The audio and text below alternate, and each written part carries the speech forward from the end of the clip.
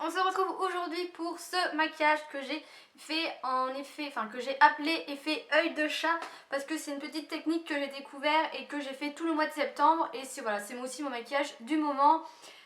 Et je vous laisse tout de suite avec la vidéo. Donc on va tout de suite commencer le tuto. Je m'excuse un peu pour la luminosité.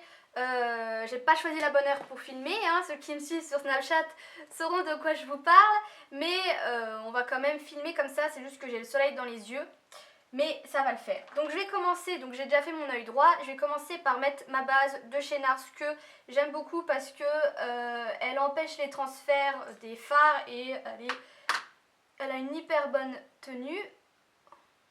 Pour mes ongles, c'est le 336 de chez Kiko, parce que je sais que vous allez me le demandez à chaque fois. Je vais venir prendre mon fard préféré de tous les temps que j'ai utilisé tout le mois de septembre, qui est le Be On The A-List numéro 49 de chez Sephora, qui, comme vous voyez, est très bien creusé. Et je vais venir prendre le Base Shadow Blush de chez Real Technique, qui est un pinceau assez fluffy et qui est parfait pour ce genre de maquillage en aplat. Donc je vais venir le mettre sur toute la paupière, hein, je m'embête pas. En même temps je commence un peu à estomper. J'hésite pas à venir en rajouter en tapotant parce que ça va permettre une meilleure pigmentation. Normalement dans la semaine je m'arrête à ça, en fait je fais juste un aplat.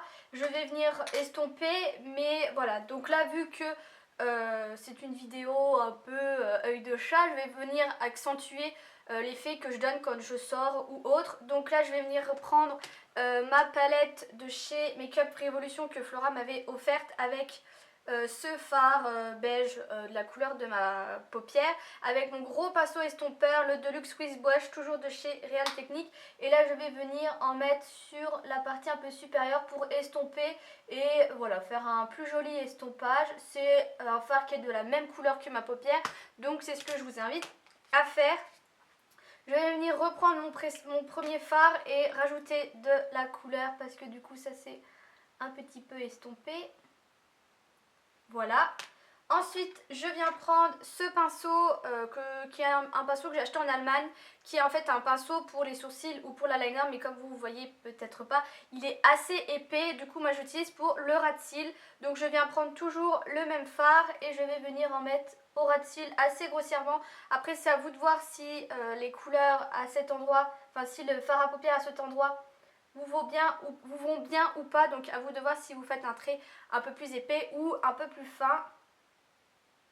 Voilà pour ça. Ensuite on va venir créer un peu un jeu d'ombre et de lumière. Je viens prendre le 230 de chez Zoeva et ma palette toujours de chez Makeup Revolution, mais cette fois-ci je vais venir prendre le fard là qui est un brun assez foncé. Je viens en mettre, je tapote parce qu'il a tendance à faire des chutes. Ne soufflez pas sur vos pinceaux les filles, ça va juste mettre des microbes. Et je vais venir au coin interne faire une sorte de V. Donc quand je dis le V, c'est qu'on va venir comme ceci. J'ai la paupière qui tremble. Et on revient dans le creux de paupière. Donc moi je reviens à peu près jusqu'ici. Après pareil, c'est à vous de voir en fonction de votre œil. Excusez-moi. Ce qui vous va le mieux, il faut faire des tests, il faut, voilà, même moi des fois je me trompe encore, hein. Je fais des trucs et je me dis non c'est pas possible, c'est moche. Et je vais venir en mettre au ras de cils, mais en restant sur le coin externe. Voilà.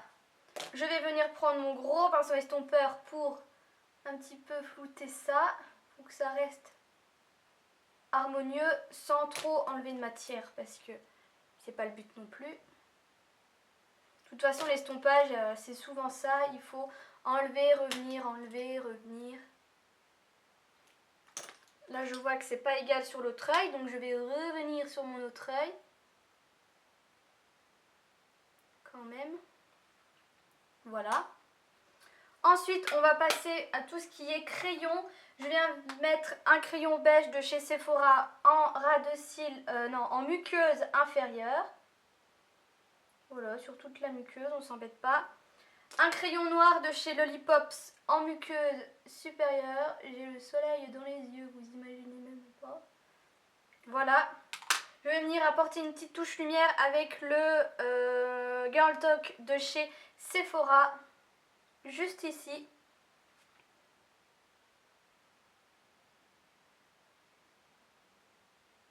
Hop. Et on va faire vraiment cet œil de chat maintenant avec un eyeliner crème. Après c'est à vous qui voyez. Soit vous prenez l'eyeliner crème, je suis désolée j'ai vraiment le soleil dans les yeux quand je vous regarde. Soit vous prenez l'eyeliner crème, soit l'eyeliner liquide, soit du fard à paupières, soit du crayon. C'est vous qui voyez ce avec quoi vous êtes le plus à l'aise. Et je vais venir prendre un petit pinceau eyeliner de chez Essence que j'adore parce qu'il est hyper fin. Et moi je vais venir faire quelque chose de très fin, je veux pas quelque chose de extrêmement marqué et vaut mieux prendre fin et repasser que de prendre épais et de se louper. Donc je vais venir prendre du fard et là en fait je vais utiliser mon iris pour bien placer mon eyeliner. Donc je me regarde en face et je vais prendre à peu près mon côté, on va commencer le coin externe jusqu'où mon iris va à peu près. Donc moi elle va jusque là et je vais venir tracer un trait jusque l'extérieur. Assez épais vers la fin pour un peu plus créer cet œil de chat. Comme ça. Je vais venir reprendre de l'eyeliner et là je vais faire pareil avec le coin interne, donc à peu près où il s'arrête et je vais venir faire un très léger trait jusqu'au coin interne en dépassant un tout petit peu pour faire une petite pointe. Voilà. Et ensuite, je viens reprendre l'eyeliner et là, je vais venir pareil, mais sur la ligne inférieure de mes cils, en remontant jusqu'au coin externe. Et pareil, je viens à peu près à mon iris et c'est ça ce qui va faire l'œil de chat. Je viens pas en mettre sur le dessus parce que ça va plus arrondir mon œil et c'est pas ce que je veux. Moi, je veux tirer mon œil. Si vous arrivez à faire la virgule, faites-la. Moi j'ai pas envie de me louper, donc je préfère faire soft. Si vraiment vous voulez une virgule, vous pouvez vous aider d'un bout de scotch. Moi c'est ce que j'ai longtemps fait, mais voilà, là j'y ai pas pensé. Et ensuite je viens recourber mes cils avec un mascara, un recourbe-cils de chez Ebla. Où je me pince la paupière, j'ai pris ma main gauche. Hop, recourbage de cils. Et ensuite, je vais venir mettre un mascara de chez Lancôme. Regardez le packaging, regardez la rose. Je ne sais pas si vous verrez bien. Ah, si vous voyez. Voilà, packaging Lancôme. C'est un produit que j'ai eu grâce à Lancôme et à Octoly. Je vous en ai déjà parlé. Et petit disclaimer avant de vous parler un peu plus de ce mascara. Ça m'énerve de voir toutes ces autres filles qui reçoivent les produits Octoly et qui à aucun moment déjà ne mentionnent qu'elles l'ont reçu gratuitement de la marque Octoly ou alors qui disent juste qu'elles l'ont reçu de la marque. Donc oui, certes, c'est la marque qui propose les produits et qui vous valide sur le site, mais c'est Octoly qui gère tout ça, qui a les produits, qui vous envoie les produits. Et voilà, derrière Octoly, il y a une équipe qui travaille, qui vous envoie ça dans des très jolies petites box entourées de papier de soie, qui prend soin des produits, qui voilà. Moi j'ai Maverick qui m'envoie des messages presque toutes les semaines, surtout que j'avais commandé un deuxième produit Lancôme et au final j'ai jamais eu la bonne teinte, donc on va laisser tomber. Donc voilà, donc ça m'énerve. Donc oui, j'ai reçu ce produit gratuitement de la part d'Octoly et de Lancôme, mais vous savez très bien sur ma chaîne que mon avis reste mon avis, on va dire ça comme ça, vous avez compris. Donc, alors c'est le Grandiose de Lancôme et en fait sa particularité c'est ceci.